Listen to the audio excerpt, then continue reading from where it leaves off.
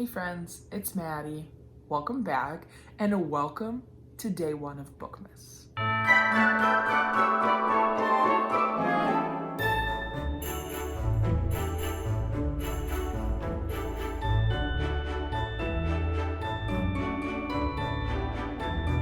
So today is day one of 12, where I'm going to be doing a bookish related video every day for 12 days. Most of them are the quintessential end of the year wrap up videos where I'm telling you my favorite, least favorite, most disappointing, etc., what I'm looking forward to, what I'm going to read next year. Very exciting. So if you want to keep up with me, you want to know what the rest of my videos are going to be, you want to know my favorites, least favorites of the year, please hit that subscribe button down below so that you can keep up. Today we're going to be talking about 2021 releases that I'm excited for, and we're just going to be talking about the first quarter of the year, so January, February, and March. I will probably do a video in a month or two about the next quarter and so on and so forth. So there's a whole variety of stuff. There's YA, there's adult, fantasy, horror, whatever. So, I will say, I did notice going through, I scoured Goodreads, I scoured different websites, stuff like that, that I could find a lot more young adult releases than adult releases. And I know that young adult is huge, and obviously a lot of BookTube is young adult, so I don't know if that's reflected in sales and what is advertised and released, or I've never really paid attention to when adult books release, so I don't know if maybe the first quarter is not the best time. I don't know. But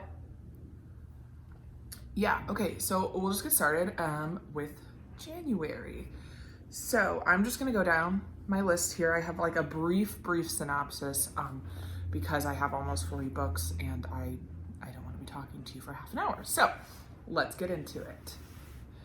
Okay, so the first book I have is Lore by Alexandra Bracken. This is a YA fantasy that also brings in Greek mythology, and all I know about it is that it's modern Greek gods in New York City.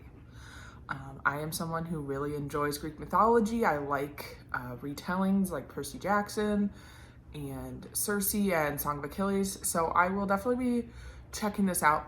Another thing to mention about these books is obviously I am not going to get to read all of these books next year, or ever probably.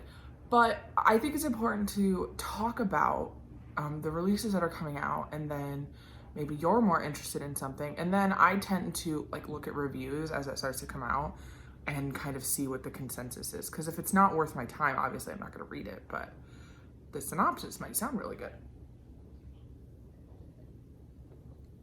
Okay. So next is Amari and the Night Brothers by B.B. Alston, and this is a middle grade fantasy book. And this is a book where the main female character, her brother goes missing, and she gets called upon to the summer tryouts for something called the Bureau of Supernatural Affairs. That's all I know, but it sounded really, really interesting. It seems almost kind of like magic school or magic training camp, and I'm very into that idea. Okay, the next is The Girls I've Been by Tess Sharp. This is a YA thriller, and it's about the daughter of a notorious con artist, and she gets trapped with I think it's her ex-boyfriend or her boyfriend in the middle of a bank robbery. And so she kind of has all these skills that she learned from I don't remember which parent, but one of her parents being a con artist, and I think somehow that's going to come into play, so we shall see. Then we have If I Disappear by Eliza Jane Brazier, and this is an adult thriller, and it says, when her favorite true crime podcaster goes missing, a young girl goes to find her. I didn't put YA, so I wonder if young girl means early 20s. That would be very interesting. I like books that contain a podcast element if it's done well, so we shall see. Then let's see, The Rosary Garden by Nicola White. This is a detective mystery, which is not necessarily my favorite genre, but I'm willing to try. I'm willing to keep trying because I do like detective TV shows, but for some reason in book form, I haven't quite found a good series. So maybe this is the start of one. Let's see. A girl at a convent finds the body of a baby like buried in a graveyard, I think. And I know it takes place in Ireland, so there's going to be themes of like Catholicism and repression, and obviously a baby born in a convent is not what's supposed to be happening there, so we shall see. I keep saying we shall see. Obviously, we will see. Okay, then next is Don't Tell a Soul by Kirsten Miller. This is a young adult horror novel, and it was pitched as a modern day Rebecca. So it's a haunted house story, and it's gothic. I still have not read Rebecca yet. I meant to read that in December, but quite frankly, my December reading has been non-existent. So I still want to read this, though. I will read Rebecca first, but I still want to read this. Then we have Doors of Sleep by Tim Pratt. This is a science fiction book, and it's every time Zax falls asleep, he travels to a new reality. And I like the idea of going into different worlds or different realities, and it's every time he falls asleep, so he has no control over it. Then we have The In-Between by Rebecca Ansari. This is a middle grade mystery novel. It's part ghost story, part mystery, part coming of age. Sign me up. Yes, please. And then finally for January, A Dowry of Blood by S.T. Gibson. This is a horror novel, and it says it's a reimagining of Dracula's Brides.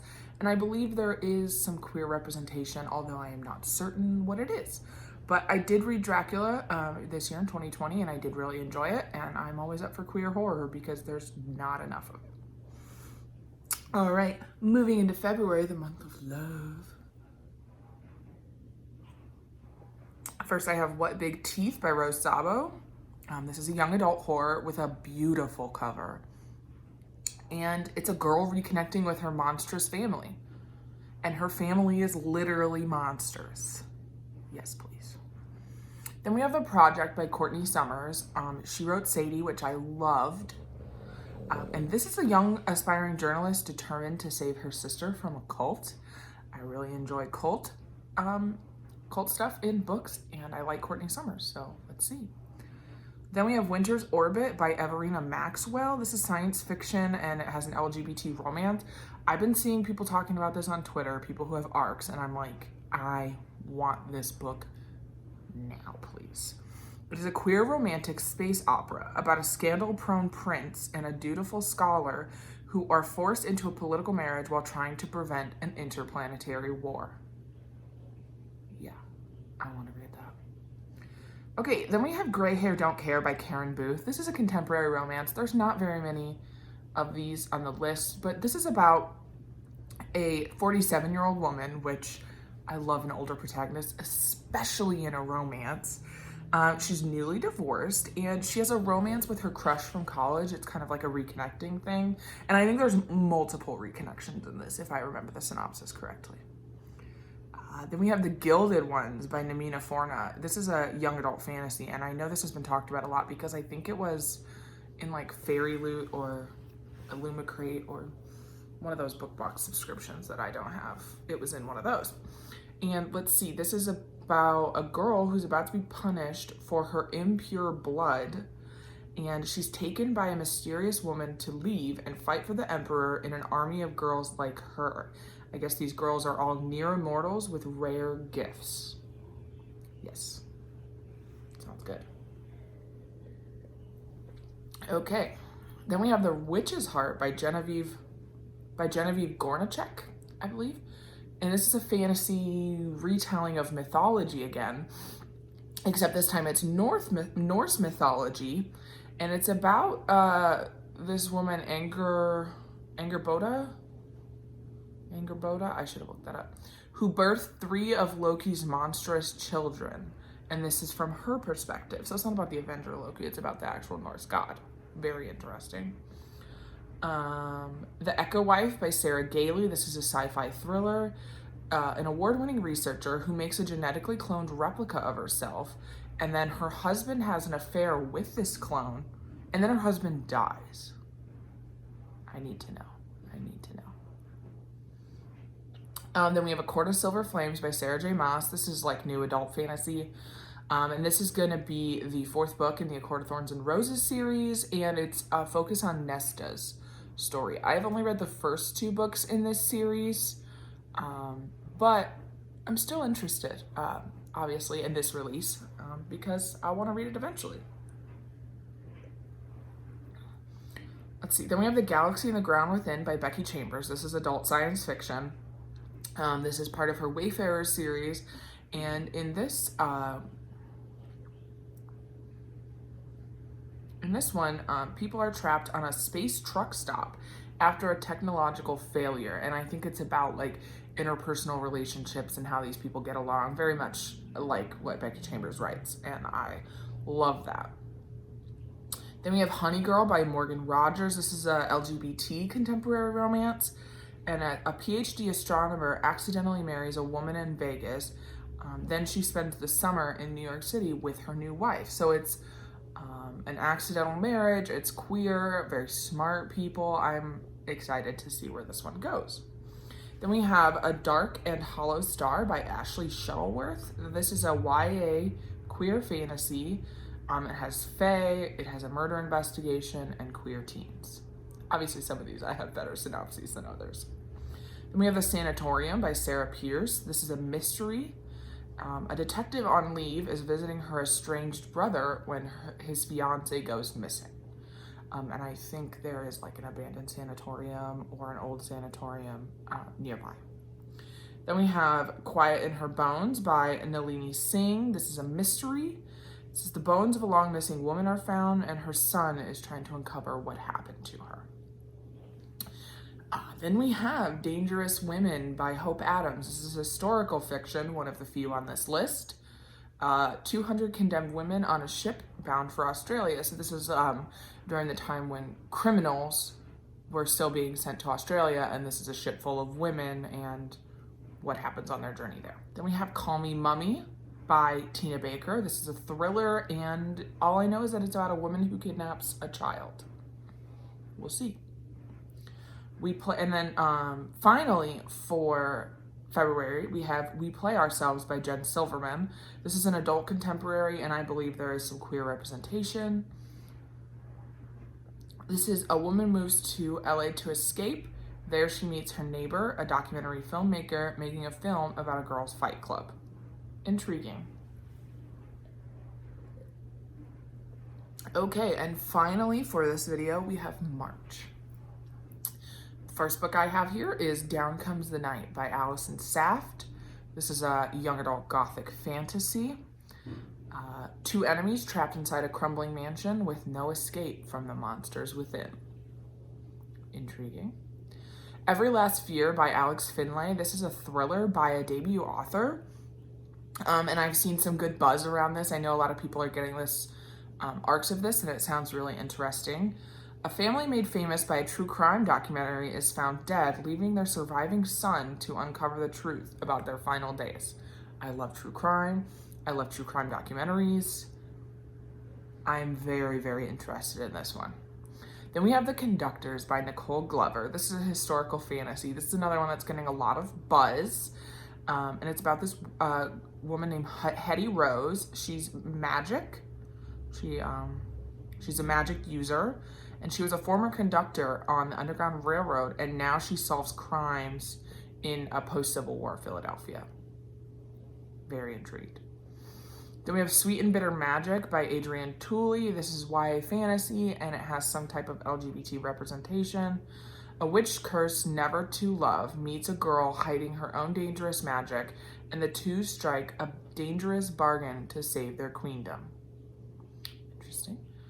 Then we have The Girls Are Also Nice Here by Lori Elizabeth Flynn. This is a thriller. This is one that I have an e-arc of, and I'm very excited to read it. 2 former best friends return to their college reunion, and someone is trying to get revenge for something they did 10 years ago. I love this. I am a big fan of people coming back to a town, especially if it's a small town, and uncovering mysteries and things like that. So I'm very interested to read this one. It will probably be one of the early books I read in 2021. Then we have The Last House on Needless Street by Catriona Ward. And this is horror. I think this is the first horror book on this list. It might be the only full horror. I can't remember what I've talked about already. This is a serial killer book and it features revenge. Says, and then the sort of tagline for it: in the dark forest at the end of Needless Street lies something buried. I need this book now. Please give it to me. Give it to me. Then we have The Library of the Dead by T.L. Huchu. And this is urban fantasy. And it said that it was The Sixth Sense meets Stranger Things. I love both of those things, so I will hopefully like this book. Then we have She's Too Pretty to Burn by Wendy Hurd. This is a YA thriller, which also features some LGBT representation. And it is a reimagining of The Picture of Dorian Gray as a sexy YA thriller. I love The Picture of Dorian Gray. I'm not sure how it would be a sexy YA thriller, but we shall see. Then we have Bruised. Zoom in here. Then we have Bruised by Tanya Boteyu. And this is a YA contemporary with some LGBT representation, and it's about roller derby and queer girls, and it's kind of a coming of age story. I'm a big fan of female coming of age stories because, again, we don't get enough of them. Then we have The Lost Village by Camilla Sten. This is a horror novel. A documentary filmmaker obsessed with the vanishing residents of an old mining town. This is the Blair Witch Project meets Midsommar, which I love Midsommar and I love the Blair Witch Project, so yes, please. Then we have Every Value Break by Peter Swanson. This is a thriller. I've read 2 Peter Swanson books. One of them I really, really loved, and one of them was pretty good. This one says, a bride's dream honeymoon becomes a nightmare when a man with whom she's had a regrettable one-night stand shows up. I am not sure about this one. The thrillers I've read that have to do with weddings lately, I've not been enjoying. I will probably still try this one, but I'm not. It's not the top of my list. And then we have Our Last Echoes by Kate Alice Marshall. This is a YA thriller, supernatural thriller about a girl's hunt for the truth about her mother's disappearance. I'm very interested in that. It seems kind of amateur sleuthy, which I am a huge fan of. Then we have The Firekeeper's Daughter by Angeli Booley, and this is a YA mystery. A native teen must root out the corruption in her community. That sounds very interesting. Yeah. And then finally, the last book I have for March is The Lost Apothecary by Sarah Penner. This is historical fiction, and it says, a female apothecary secretly dispenses poisons to liberate women from the men who wronged them. Yes, please. Thank you. Okay, so that is what I have for releases for the first 3 months. I'm sure I missed something. I'm sure I did. There are so many lists, and I tried my best to get all the things that I wanted from them. Obviously, there's releases coming out next year that I have no interest in, which is fine.